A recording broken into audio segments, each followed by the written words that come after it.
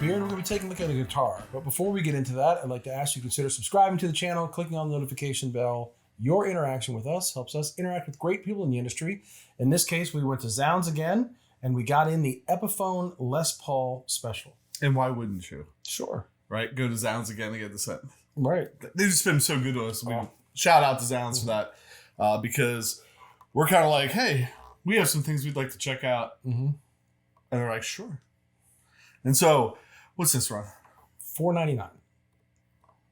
If you mention our names, it's $4.99. Yes.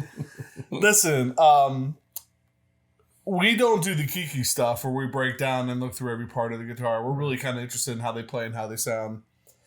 I think with any guitar that you pick up, though, there's things that you like about it right out of the bat. Right. And so we've been starting kind of there. For me, forget all the specs and stuff. The thing I'm really digging right out of the bat is the volume knob.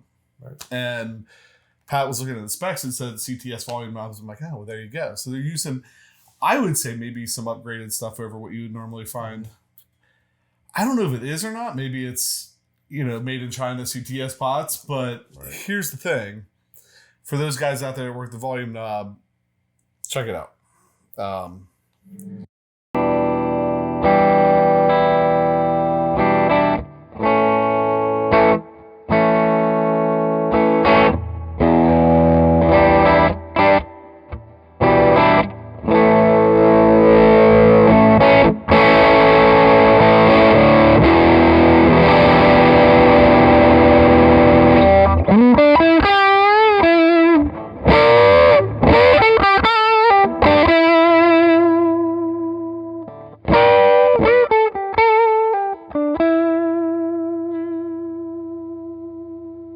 So, there you go. Using the 55 from LPD pedals. We'll talk about that more in a minute. But I'll just comment on yours. I don't work the volume, but I've been around you and Brody enough that I know when one is good. Yeah, there was a big sweep in that. There was a big range in that. Yeah, it's great. Really cool. So what do you like? I think what jumped out at me was the playability. I think the neck carve and just the way the strings rang out. And the color's not hard either.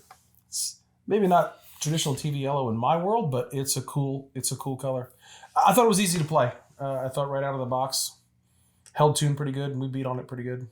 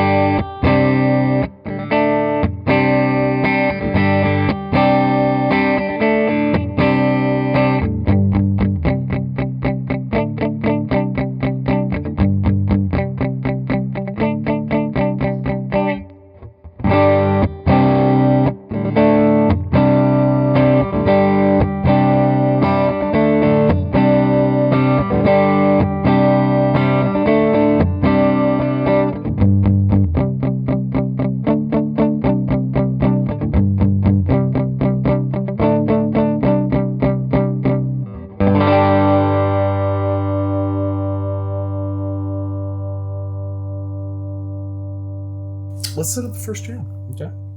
So, yeah, we'll do first jam. We'll throw some pedals on it. Another jam. So, you kind of took it for a spin on the first one. Yeah. So, the first jam, because why not? We always talk about when we try something new, we need to go to something that's home base. And for me, I've played this Tube Screamer a lot. Don't always play it as much anymore, but I kind of know what to expect. So, I paired it with the Tube Screamer and the RIP ever-present DLS Echo Tour.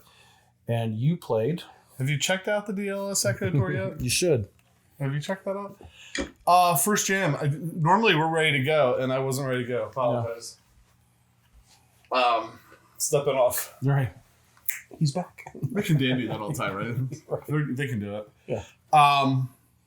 Epiphone 339. So I figured we got an Epiphone guitar in. Mm-hmm. Let's do another Epiphone. This has been on the channel many times. I love this guitar. So Epiphone 339, plugged that into the PRS. Oh my gosh, this is a whole rundown here. It is. It's like a rig rundown. Plugged it into the PRS MT15, which has no reverb. So threw in the G Lab dual reverb, which sounded great. And then in this stuff from Zzounds we got this time, we also got the Ross phaser, and I threw that in on top too. So the whole thing, all that sounds like this.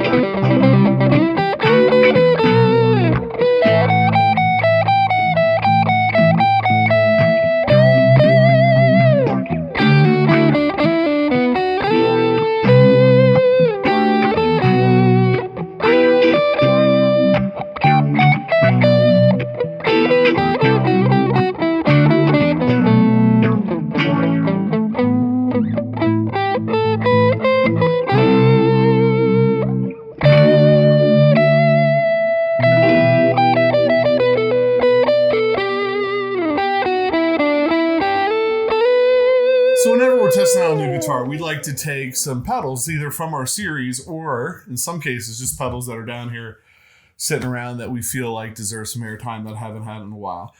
And so for the first pedal I tried out with this guitar, I grabbed the LPD. You already said it once, right? The 55, which is a tweed style pedal. So for some reason, like picking up a Les Paul Special modeled after an old kind of rock and roll guitar and the 55 tweed sound and sound like this.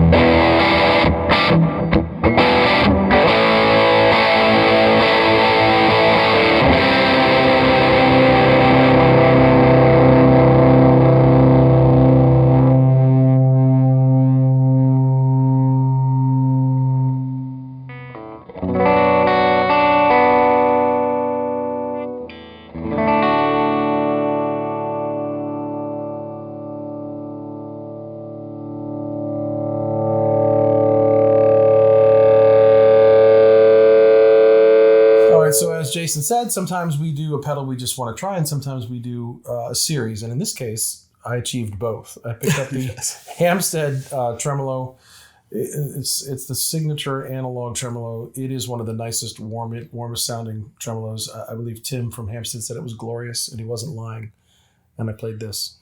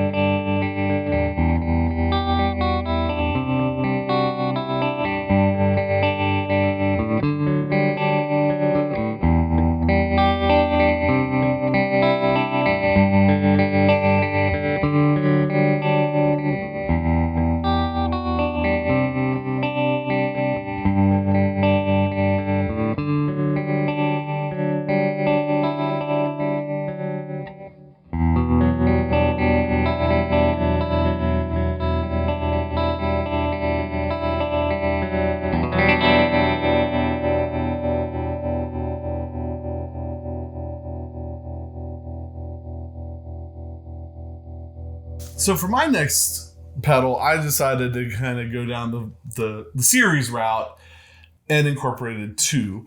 On the screen, you're going to see the Jam Pedals Univibe pedal, the Retrovibe, which also just came in. It's like, let's just take everything that came in tonight and throw it on one episode. But man, what a nice sounding Univibe. Threw that on, and then wasn't looking for like super drive or fuzz, but I wanted to throw something after that beefed it up a little bit. So I grabbed the speaker cranker, or the special cranker, which would have came out of really the Electro series we did. And so the 2 of them together sounded a little bit like this.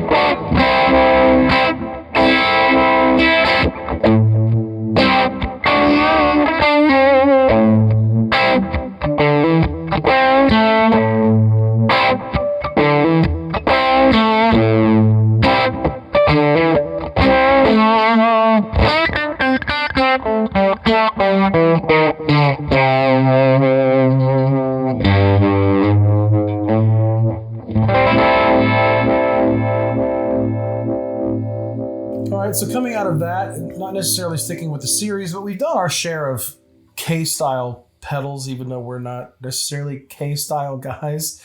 But this Mythos Mjolnir is a really nice pedal, and I certainly didn't use it as a boost. I had the gain at like almost 2 o'clock, and I thought that'd be nice paired with a rock and roll machine, if you will. And of course, I had to have the Echo Tour, and this is what I played.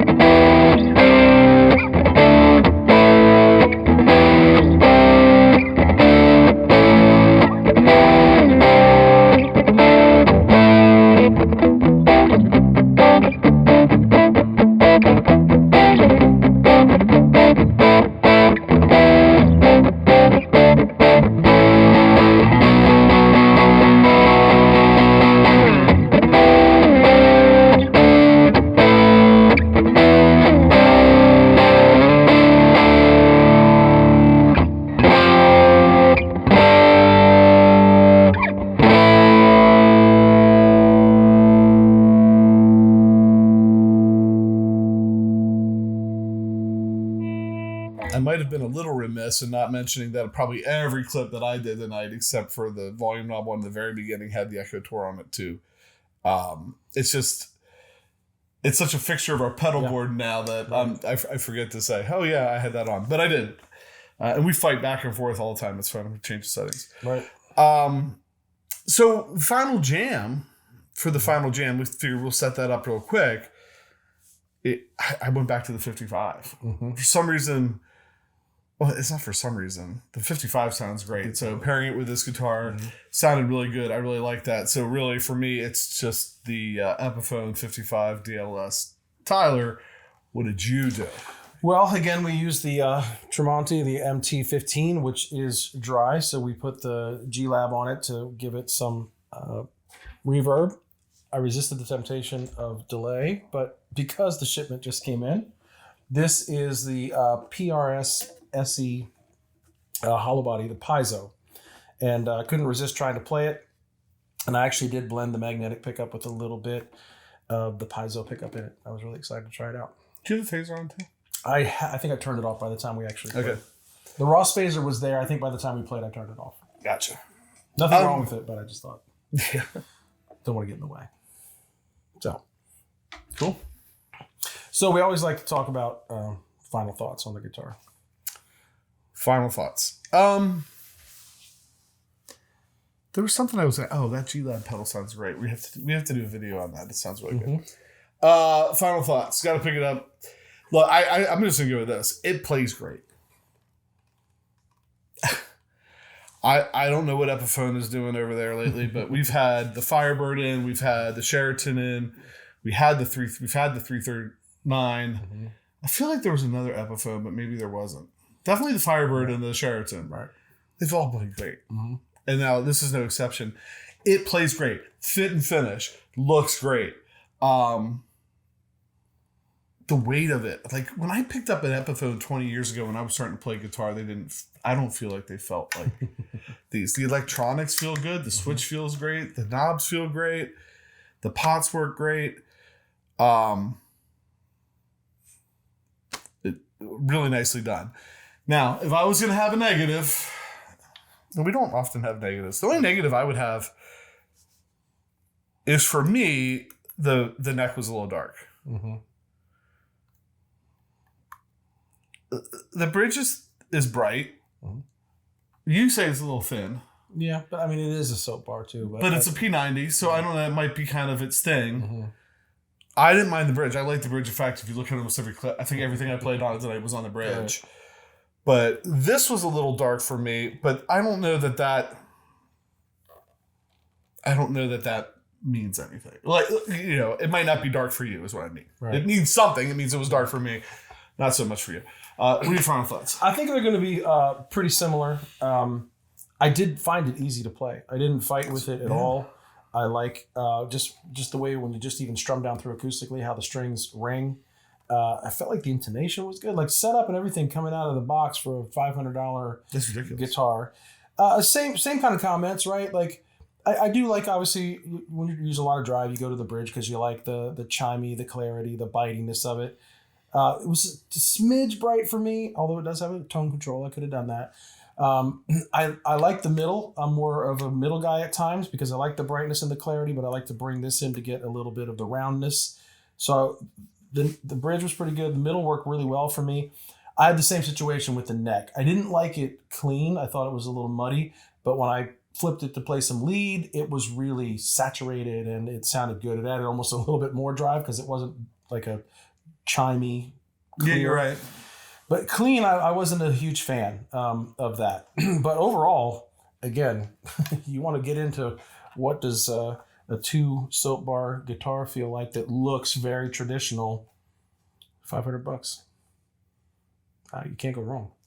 Yeah, I mean, I even like the newer headstocks that they're doing on them. Mm-hmm. Not that I know some people. There are people that headstock snobs or whatever, but I like the new headstocks. Newer headstocks. You're right. When in the jam I did flip to the neck pickup and rolled it back a little bit. So I had all the drive on it, rolled it back a little bit, and I think I played a couple passes at the rhythm, and I thought, well, that sounded great. Right. But by itself, I was kind of like, I'm not so sure. Right. But